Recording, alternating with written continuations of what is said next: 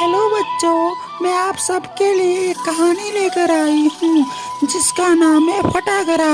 एक गांव में आयान नाम का एक किसान रहता था। उसका एक छोटा सा खेत था। उसके पास दो मिट्टी के गरे थे जिसे वो रोज अपने घर के लिए पानी लेकर आता था।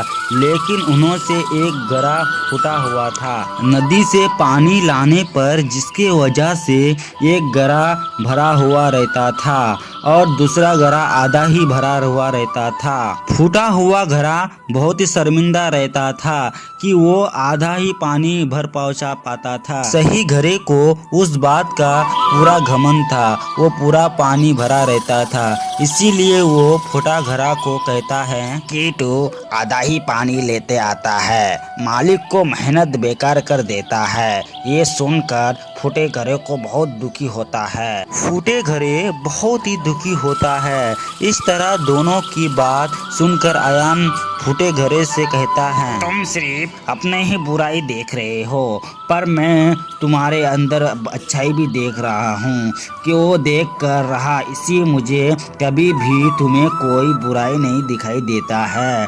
तुमने ऐसा क्यों लग रहा है कि तुम मेरे काम के लिए नहीं हो? जाने अनजाने में तुमने मेरी बहुत मदद की है। पर वो कैसे? हर रोज जो हम नदी से वापस आते हैं, जो तुम्हारा आधा पानी उस जमीन पर गिरता है जिससे वो फूलों को उगने में मदद देता है, तो तुम कैसे कहो सकते हो कि तुम मेरे लिए कोई काम के नहीं हो? वो ऐसा ही है। अब मैं खेती के साथ साथ उन फूलों को ही बाजार में बेचने लगा हूँ, जिससे मेरे पास और अधिक धन आते हैं। उस धन से मैं खेती के लिए ज़्यादा अच्छा बीज खरीद लेता हूँ। ये सब तुम्हारे वजह से ही हो पाया है, इसीलिए तुम आज के बाद अपने आप को कभी भी कम मत समझना। हमें कभी भी किसी के हुनर का मजाक नहीं उड़ाना चाहिए, बल्कि उसकी अच्छाई को ढूंढकर उसे और निखारना चाहिए।